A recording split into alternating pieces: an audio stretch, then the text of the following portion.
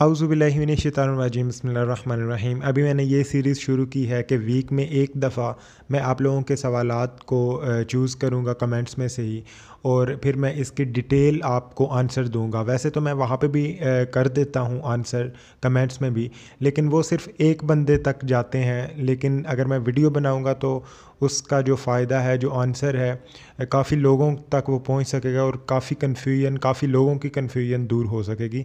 तो अभी शुरू करते हैं। बीएस प्रोग्राम के पेपर पैटर्न या एग्ज़ाम का कुछ बता दें। तो जो सेमेस्टर सिस्टम है उससे रिलेटेड और एग्ज़ाम से रिलेटेड काफ़ी कमेंट्स मेरे पास आए थे, और ये वाला मैंने चूज़ किया है। तो इसमें सेमेस्टर सिस्टम के बारे में मैं आपको बता देता हूँ कि जो क्वेश्चन पेपर है वो तो टीचर की मर्ज़ी है। ऑब्जेक्टिव भी आ सकता है, साथ में सब्जेक्टिव भी आ सकता है, और लॉन्ग क्वेश्चन दे या शॉर्ट क्वेश्चन दे, वो आप अपने टीचर से पूछ सकते हो पेपर से पहले। वो आपको गाइड कर देंगे कि मैंने इस तरह का पेपर बनाया है। और जहाँ तक बात है मार्क्स की, तो वो टोटल 100 नंबर का होता है, एक जो कोर्स होता है, जो सब्जेक्ट होता है।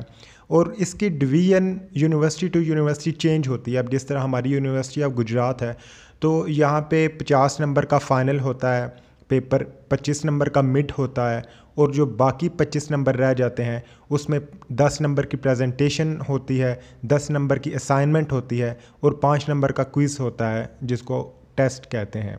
तो इस तरह मार्क्स की डिस्ट्रीब्यूशन होती है सेमेस्टर सिस्टम में। और अब तो बीए और बीएससी भी ख़त्म हो गई है, एसोसिएट डिग्री आ गई है, तो एसोसिएट डिग्री में भी यही चीज़ें चलती हैं।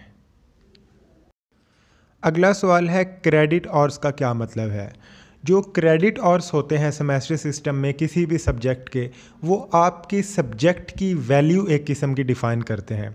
अब आम तौर पे दो तरह के क्रेडिट आवर्स होते हैं। एक होता है 1 आवर क्रेडिट आवर, और दूसरा होता है 3 आवर्स का। जो 3 आवर्स के सब्जेक्ट होते हैं वो आपके मेजर सब्जेक्ट्स कंसीडर किए जाते हैं, और उनकी हफ्ते में 2 क्लासेस होती हैं। और जो 1 आवर के होते हैं सब्जेक्ट्स, उनकी हफ्ते में 1 क्लास होती है, और वो ज़्यादातर लैब्स ही होती हैं। और जो जब आप जीपीए बनाते हो अपना स्पेसिफिक कैलकुलेटर यूनिवर्सिटी का डाउनलोड करके प्ले स्टोर से, तो आप क्रेडिट और भी वहाँ पे लिखते हो कि इस सब्जेक्ट का ये ग्रेड है और इस ग्रेड का ये क्रेडिट और है। इसी तरह जिसके क्रेडिट और ज़्यादा होंगे उसके पॉइंट्स आपको ज़्यादा मिलेंगे और जीपीए उसका ज़्यादा बनेगा। जिस तरह अगर एक सब्जेक्ट 1 क्रेडिट और का है और दूसरा सब्जेक्ट 3 क्रेडिट और का है, तो आप दोनों में B+ ग्रेड लेते हो, तो जो ज़्यादा पॉइंट्स आपको मिलेंगे वो उस सब्जेक्ट में से मिलेंगे जिसका क्रेडिट और 3 है, और वो ज़्यादा अफेक्ट करेगा आपके जीपीए को। ये वाला सवाल बहुत इम्पॉर्टेंट है और काफ़ी ज़्यादा कन्फ्यूजन है कि जो एसोसिएट डिग्री है वो करके आप सीएसएस दे सकते हो या नहीं दे सकते हो। अब बात ये है कि सीएसएस देने के लिए उनकी जो रिक्वायरमेंट है वो है बैचलर, ठीक है, और बीए बीएससी आपने किया हुआ है तो आप सीएसएस के लिए अप्लाई कर सकते हो। अब ये जो एसोसिएट डिग्री है ये बीए और बीएससी के इक्वल ही है, उनको ख़त्म करके ये इनिशिएट की गई है। तो इसलिए आप एडीपी करके एसोसिएट डिग्री करके सीएसएस में अप्लाई कर सकते हो, और ना सिर्फ सीएसएस में बल्कि पीपीएससी की अगर बैचलर की इक्वल जॉब्स आती हैं वहाँ पे भी अप्लाई कर सकते हो। और आप जो है अगर आप फर्दर पढ़ना चाहते हो तो किसी भी यूनिवर्सिटी में आप बीएस के 5वें सेमेस्टर में एडमिशन लोगे। हाउ टू मेक प्रेजेंटेशन, ये कुछ एक वीडियो में ये बताने वाली बात नहीं है। मैं इस पे पूरी की पूरी सीरीज़ बनाऊंगा, मैंने सोचा हुआ है असाइनमेंट के ऊपर और प्रेजेंटेशन के ऊपर। तो इसके लिए चैनल को ज़रूर सब्सक्राइब करना और साथ में बेल आइकन को भी दबाना ताकि वीडियोस का नोटिफिकेशन आपको मिल सके।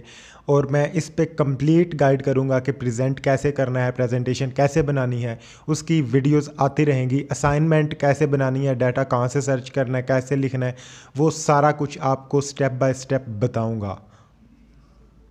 तो अगला सवाल है गवर्नमेंट यूनिवर्सिटीज़ की डिग्री मोर वैल्यूएबल है या प्राइवेट। तो यार जो डिग्री होती है वो बेशक आप प्राइवेट यूनिवर्सिटी से कर रहे हो, सिर्फ एक चीज़ का ख्याल रखना कि वो यूनिवर्सिटी HEC से एफिलिएटेड हो। और इस चीज़ का पता आपको लगेगा HEC की ऑफिशियल वेबसाइट पे। उन्होंने ऐसी यूनिवर्सिटीज़, ऐसे कॉलेजेस के नाम लिखे हुए हैं वहाँ पे जो इल्लीगल हैं, जो उनसे एफिलिएट नहीं हैं।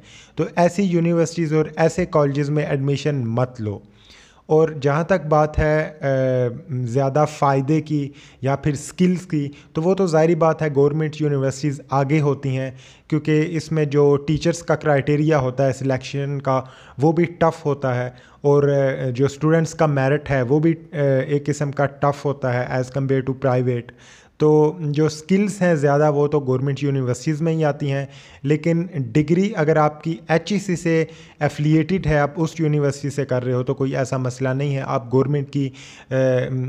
गवर्नमेंट में अप्लाई कर सकते हो जॉब्स के लिए, फ़र्दर स्टडीज़ के लिए।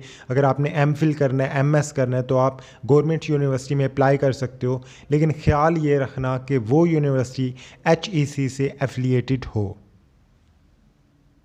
तो यार ये कमेंट बॉक्स की पहली वीडियो थी, आपको कैसी लगी ज़रूर बताइएगा। वीडियो को लाइक करना, चैनल को सब्सक्राइब करना। Wish you all the very best.